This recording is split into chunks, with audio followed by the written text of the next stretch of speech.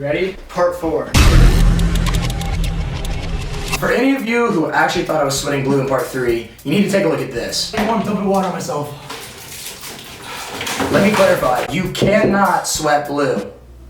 But anyways, now is the moment we've all been waiting for. The entire time I've been at Scientology has led up to this moment right here. It's finally time for my audit. During the session you might start yawn and so much yawning that tears are coming down. That's progress. So how's that work? My spirit's traveling through time? Mm-hmm. I'm actually going back. Wow. To that moment, yeah. Is there any explanation for that happens yet, or like humans just don't know yet? You just do it. Uh-huh. It's very simple. Uh-huh. So take off your glasses. Okay. Yeah, fine. Yes. I have no clue what to expect. She asked me about the worst day of my life, so I tell her about the day that I broke my neck. So you think every time I throw a double front flip, I'd go back to the moment that I broke my neck? And What is your experience? that's what it feels like. Good. Okay, and what do you remember about it? I just over-rotated, landed on my neck. Like I instantly knew something was wrong. I'm like, this is not good. You have me as an auditor, and I bring you all the way through. Okay. Okay? Because each time when you go back and over it again, reliving it, not replaying it, reliving it, it will get less and less and less till it's gone. Okay. We go through whatever we have to go through and I get to the end. Close your eyes. Begin at the beginning and tell me what you see. I just see the world spinning around me. Usually know where I am, but this time I don't know where I am. Alright. Go back to the beginning. Go over it again. Pick up for the additional data you can contact. I already told you the story twice. Like, there's nothing else for me to tell you. Like, what do you mean give you more details? She must have liked it, dude. It must have been a good story. She just wanted to hear it again. There were parts of the story that it was so long ago, I can't remember the actual details of what happened. What's the music? I can't remember. It was so long ago. I wasn't focused on the music. It's like, that was 2.5 years ago. I don't remember what song was playing on the radio. What do you hear around you? What's the instrument? Oh, I don't know. I was trying to tell this lady, like, I don't remember. Like, I was focused on my neck, not what song was playing. Yeah, it's a classic rock song. I just made that up. She believes our souls are actually back in the time when this happened. So whatever song popped into my head, that's the song that was actually playing. Go over the thought and repeat it. This is up. Every time that I got to a part of the story that I couldn't remember, she had me repeat a phrase in the way that she wanted my story to go. This is up. Go over it again. This is up. Go over it again. This is up. Go over it again. This is up. Go over it again. Go over it again. Go over it again. Go over it again. Go over it again. Go over it again. Go over it again. Go over it again. Go over it again. Go over it again. Go over it again. Go over it again. Go over it again. Go over it again. Go over it again. Go back to the beginning. Go over it again. Pick up with additional data you can contact. So now next time I tell the story, I'm gonna say it in the way that she mentally drilled me to say it. But I can still rationalize to myself that it's true because the story is so similar that I don't even notice the difference. You remember how bad my broken neck day was for me, right? Yeah, You I were was there. This is how the story starts to change. Like, this is just like 30 minutes into it, and this is already what's happening. What's the sensation? So I was almost used to getting injured, so my thought was just another injury. Contact that feeling. No, that wasn't my thought. I knew something was bad. Yeah. Like, I don't know, she's just changing up my story. Go over it again. Go over it again. Go over it again. Go over it again. Go over it again. Go over it again. I kept reciting this like 5-minute story over and over for 10 hours. Yeah, no bathroom breaks, no food. Since they believe your soul is actually back in time, you have to be brought back to reality first before you can go to the bathroom and stuff. That explains why you were so messed up when you came out of there. Can you sit down, I got please? brainwashed. They put memories in my brain. What? What I had to recite lines for 10 hours. We had Ben recite us the story that he had told her. And I was there on the day that he broke his neck. I was watching it happen. The story that he told me had dramatic changes. The story that he told, he was happy and thankful that he broke his neck. That's not true at all. You were freaking out. But she made me believe that during that day, I was happy throughout that whole day. Yeah. And he believed it. I have a different view of what actually happened in reality right now. At the beginning of the session, my story looked like this. And after 10 hours of my story slightly changing, I was left with a completely different story than I started with. But I still believe the end story to be true because I never noticed the changes that were happening. But he couldn't remember what the actual true story was. We had to go over and I had to tell him like what I remembered. The thing that kind of shocks me is I went into this knowing it was brainwashing and their techniques still worked on me. It gets really interesting when you can see people that have been doing this for years. Unfortunately, my spy glasses died at the end of the session. But don't worry, we got you covered. I was able to record all the audio in my pocket with my phone. To avoid having you guys look at a black screen, we reenacted the whole thing for your guys' entertainment. We paid. How often are you guys supposed to do those audits? Do you know? You know, get a bunch of money together, and they go, you know, they go out to one of our centers, like here, and they spend every single day for 6 months. I mean, I've been doing this flat out every day, pretty much 7 days a week for 35 years. Wow. And you remember earlier and earlier and earlier, right? Because you start to erase negative experiences, and you keep going earlier, and eventually you get, like, you're in the womb, right? You haven't been born yet. You remember that? Yeah. Yeah, well, I can remember more than that. There was that, but it also went back to past lives. It's just a fact, you know, and it messes you up. And the things in your past lives will continue to affect you now. Wait, will they really? Absolutely. Whatever, you used to be an executioner or something, then you don't like to wear neckties because you kind of have, you feel guilty about cutting people's heads off. So now you can't wear a necktie, you know? Like, I know I've been a freedom fighter for a very long time.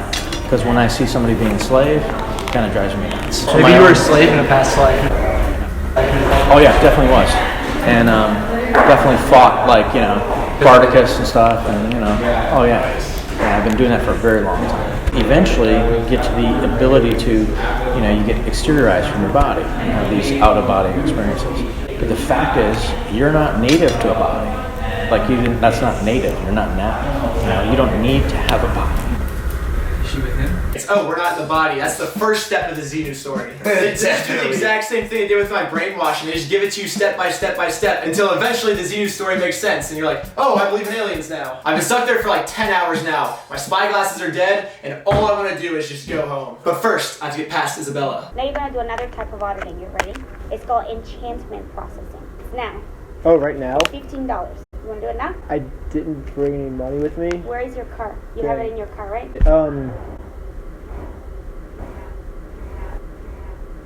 You parked it on parking lot, right? Yeah. Okay, let's go get it. I did tell my friend that I was going to hang out with him after this. Fine, go to hang out with him at 9:30. I'm not sure where I parked. $15 out of it, we'll go back. So I'm down to like my last like $30 for the month though. It's like less than $1 a day for food then if I do this class. So, think it's worth it still? Yeah, because I'm sure you're going to get a job. I mean, I'm hoping so. You have to. Well, it usually takes 2 to 3 weeks to get your first paycheck in those But still, places. you need to start now. Oh, it doesn't matter that I don't have money to pay for this class. You need to do this class now. This is more important than eating. This is more important than everything. We need to give you this class now. But you know what? Isabella's right. I don't need to eat. So here's the actual audio of what went down in that class. What's going to happen tonight is that Mr. Hubbard himself will tell you the steps to follow. Part of this process, you'll be asked to do the same action many times over. All you need to do is exactly execute each of the commands or instructions he gives. So it says that 10,000 years of knowledge lie back in every brief command.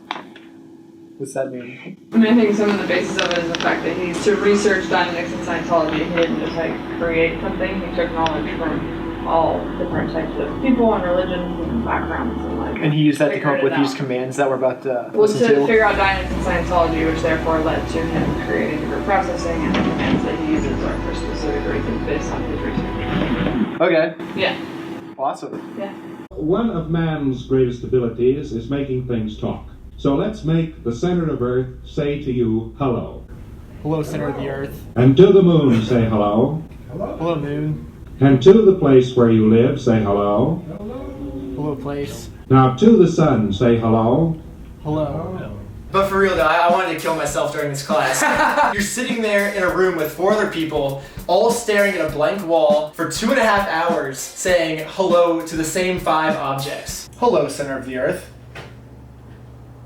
Hello, moon. Over the last 3 episodes, I was searching Scientology for the answer of why we were doing what they call group processing. But I'm glad I took this class because I finally got to hear the answer from L. Ron Hubbard himself. This is the reason that we said hello to the center of the earth so many times. We, however, find the group processing does improve our coordination. If you have a boa constrictor in front of you and you can't observe very well, something's liable to happen.